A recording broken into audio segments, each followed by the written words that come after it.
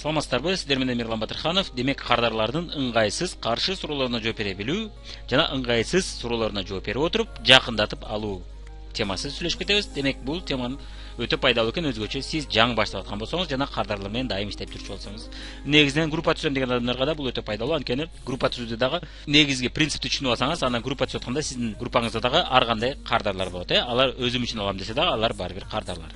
Демек, бул тема кардарларга каталог көрсөтүп заказ алгандар үчүн дагы керек болот экен, жана группа түзүп мен директор болом деген адамдарга да бул өтө пайдалуу тема экен. Негизинен кардарлар менен жолугушууда эң керек тема ушул тема экен. Эми бул сабактын пайдасы кандай экен?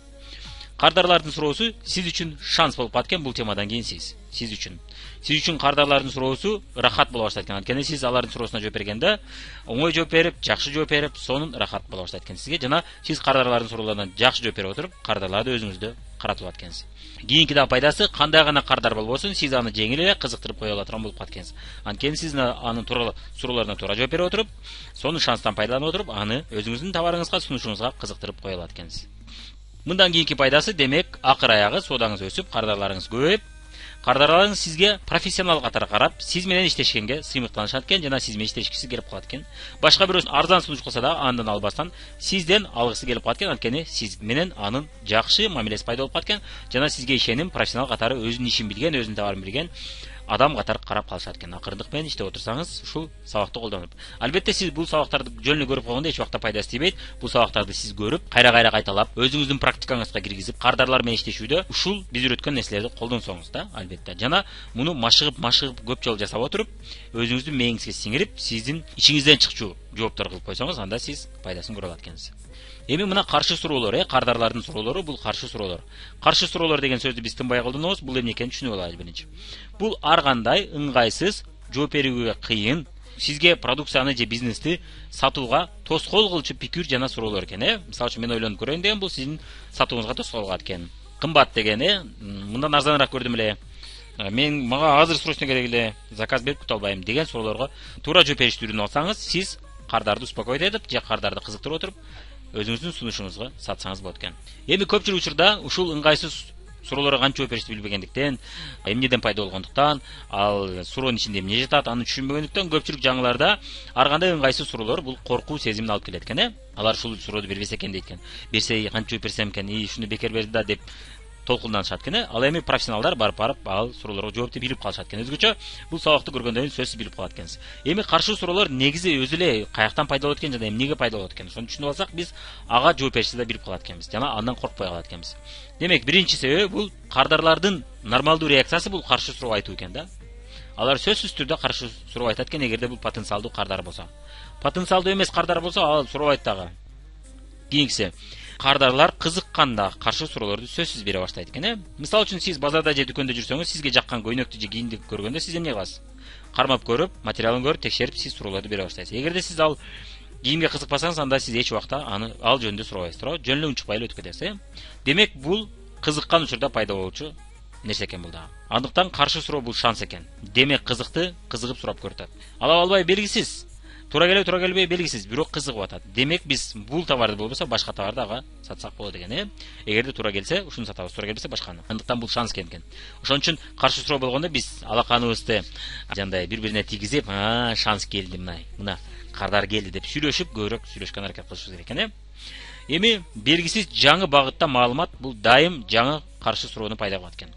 Кандайдыр бир биз мурун алып жүрбөгөн нерсе болсо, биз сөзсүз түрдө каршы суроо угат экенбиз. Айталы мына автоунаа биз ай сайын жаңылы бербейбиз. Эгерде биз автоунаа боюнча бизнес кылбасак, жөнөкөй кардар болсок, анда биз жок дегенде бир 2-3 жылда бир автоунаа алмаштырат экенбиз. Андыктан биз бул темада жокпуз да. Биз үчүн бул тема туман да, биз биле бербейбиз. Андыктан бизде каршы суроолор сөзсүз болот экен.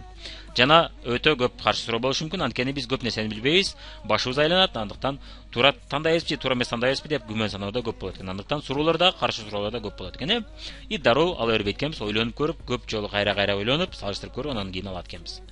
Андыктан бул нормалдуу экен, эч убакта жинибизди келтирбеш керек экен. Кээ бир байкасаңыздар, ушул каршы суроолордун себебин билбеген адамдар кийимин кармап көрүп сурай баштасаң, алсаң ал, албасаң кармабай эле кой деп жооп беришет. Албетте ал адамдын кардары көп дагы болбойт. Ал эмнеге антет? Анткени ал каршы суроолор кардарларда пайда болуусу бул нормалдуу экен. Экинчиден кызыккан нерсе суроо пайда болот экен. Үчүнчүдөн биз билбегендиктен сурап атканыбызда ал түшүнө бербейт экен. Андыктан ал жөн эле сурап атат деп ойлойт экен. Албетте жөн эле бекер жүрүп сурагандар болот, албетте алар деле болот. Бирок көпчүлүк учурда чындап кызыккан адамдар сурайт экен. Жөн эле сурап аткан болсо дагы ал сурап билип алгандан кийин кайра келип алышы мүмкүн экен. Андыктан муну да биз эске алышыбыз керек экен. Кийинки себеби ичиндеги ошол кардардын ичиндеги бук болуп калган сөздү капалыкты толуп айтып алуу үчүн шанс экен кардар үчүн. Орусча айтканда выговориться хочется болот экен да. Демек ал ичинде болгон бук болуп калган сөздү капалыкты баарын айтып алгысы келет экен. Бул да каршы суроо экен. Мисалы үчүн аны кимдирбөө алдап койгон болушу мүмкүн. Же кимдирбөө өз товарын жакшы билип билбей сатып койгон болушу мүмкүн. Ага туура келбей калган болушу мүмкүн. Ал эч убакта ал кардарды издеп ага айтып отурбайт. Сизди ошол компаниядан келдиңизби? Сизге баарын айтып жардам кылат экен. Андыктан биз ал кардарга капа болбошубуз керек экен. Аны туура түшүнүшүбүз керек экен. Сиз деле анын ордунда болсоңуз, ошондой бук болуп калган, ичиңиздеги жаман көргөн, же капа болуп калган, же обидно болгон, сизди алдап кеткенге обидно болот да бардыгыбызга тең, же туура келбеген товарды алып алсак обидно болот. Же алган товарыбыз айталы туура келбей калса да обидно болот. Андыктан ошонун баарын деп айтып салат экен. Андай кардар менен биз эч убакта урушуп кетпешибиз керек экен. Өз тарабыбызды талашып, фирманы мактап да талашпашыбыз керек экен. Аны туура түшүнүшүбүз керек экен. Бул сабакта как раз сиз ошого үйрөнөсүз. Андай кардарлар менен да кантип сүйлөшүш керек, бүт үйрөнүп аласыз. Андай кардарлар менен сүйлөшүп отуруп, кантип өзүңүздүн кардарыңызды кылып алсаңыз болот. Ошого окшогон техникаларды үйрөнөт экенбиз. Кийинки себеби бул коркуп атканда каршы суроо. Мына биз кандайдыр бир нерседен корксок, ар кандай отмазкаларды айта баштайбыз, ар кандай ыңгайсыз суроолорду бере баштайт экенбиз. Бирок эсиңизде болсун, каршы суроо бул шанс. Ал адам коркса дагы сиз үчүн бул шанс. Демек анын коркуусун акырындык менен чыгарып салып, аны кызыктырып койсок болот экен. Эгерде сиз мастер болуп калсаңыз, өзгөчө оңой жасай баштайт экенсиз. Башында ошону жасап үйрөнөт экенсиз. Жаңылып калуудан коркот ал адам. Мурун жаңылып калган, туура эмес болгон, туура келбей калган. Эми дагы ошондой алыштан коркот. Бирок ага баары бир ал товар керек. Аны ал түшүнүп атат. Бирок корккондон, этият болгондуктан ал ар кандай ыңгайсыз суроолорду бере баштайт экен. Кийинки себеби мына мурун негативдүү тажрыйба болду, мына туура эмес алып алды, туура адашып калды, же туура келбей калды бетине кандайдыр бир себептен, же кандайдыр бир себептен аллергиясы бар дейли, аллергия чыгып кетти. Бул учурда товар күнөөлүү эмес, сатуучу күнөөлүү эмес. Эч ким алдын ала билбейт. Аны доктур, дерматолог барып текшербесе, анан кийин ушул составка аллергия десе, аны айтыш кыйын. Анан ошол себептен адамда ишенбестик пайда болуп калышы мүмкүн. Кимдир бирөөдө коркуу, кимдир бирөөдө этияттык пайда болуп калат, кимдир бирөөдө ишенбестик, скептик болуп калат. Ал адам көп нерсеге ишенбей турган болуп калат. Мисалы үчүн тармактык маркетинг дегенде кээ бирлер алдап сатып, эптеп алдап акчабызды алыш керек деши мүмкүн ал адам. Бул туура эле. Кээ бир финансылык пирамидалар элди алдап акчасын алып атат. Мына азыр Quick Start дегенде чыгып атат. Канчалык адамдар акчаларын салып атат. Кокуй акча чыгып атыптыр, кокуй мен 3 айда акчам чыгарып аткан, 2 айда акчам чыгарып аткан, 1 айда чыгарып аткан деп адамдар сүйүнүп ошол нерсеге акчасын киргизип атышат. Бул боюнча мен финансылык пирамидалар боюнча сабагымды көрүп койсоңуз болот. Мен акчамды каяка салып жоготуп алдым деген видеомду көрсөңүз болот. YouTube'дан Мирлан Батырханов финансылык пирамидалар десеңиз чыгат. Ошону көрүп коюңуз. Мисалы үчүн ошол адамдардын бири менин кайнатам да өзүнүн квартирасын ошондой финансылык пирамидага алдырып алган. Мына жалган товарды алып атабыз, элдер ушул товарды алат деп ишендирип койсо, элдер ишенип ала берет экен дагы. Анан кийин арадан убакыт өткөндөн кийин алданып калган түшүнүшөт экен. Бирок алар кимдир бирөө туура маалымат бербесе, биз иштеп жүргөнүбүздү көрүп, биз финансылык пирамида бардыгы эле финансылык пирамида эмес экенин түшүнүп эч нерсе дебей калды азыр. Жылдар өтүп биз азырга чейин юбилейибизди багабыз, азырга чейин көп ишибизди бүтүрөбүз. Андыктан ал түшүнүп калды экөөнүн айырмасын. Бирок андай айлана чөйрөсүндө андай адам болбосо, ал эмне деп ойлойт? Ал албетте финансылык пирамидалар бардыгы ушундай адамды куратат, иш кылса бири-бирин чакыргандын бардыгы финансылык пирамида деп калат дагы, анда ишенбестик пайда болуп калат экен. Жана шылдыңдап ар нерсе айтышы мүмкүн экен. Андай адам менен биз эч убакта талашпашыбыз керек. Андай адам менен акырын себебин билишибиз керек экен, эмне себептен андай болуп калган. Жана туура суроолорду берип отуруп, аны туура багытка бурсак болот экен. Бирок эч убакта анын оюн биз өзгөртө албайбыз. Анын оюн ал адам өзү гана өзгөртө алат экен. Биз болгону багыт берип, ага кошумча маалымат берип коет экенбиз.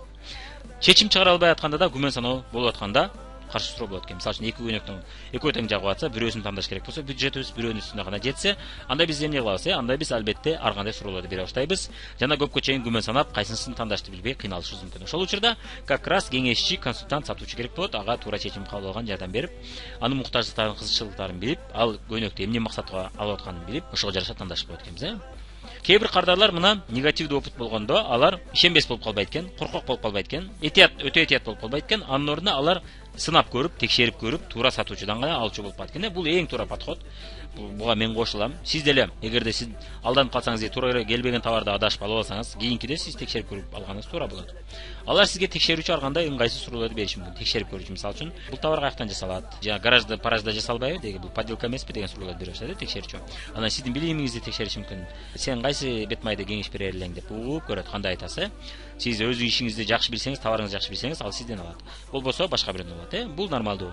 Сиз жаңы эле үйрөнүп аткан болсоңуз, демек капа болбойсуз, демек профессионалдуулугуңузду өстүрсөңүз, ал адам сиздин кардарыңыз болот. Эгерде өстүрө элек болсоңуз, анда ал башка адамдын кардары болуп калат. Демек ушундай экен, бул да туура экен. Ушул себептен да каршы суроо чыгышы мүмкүн экен.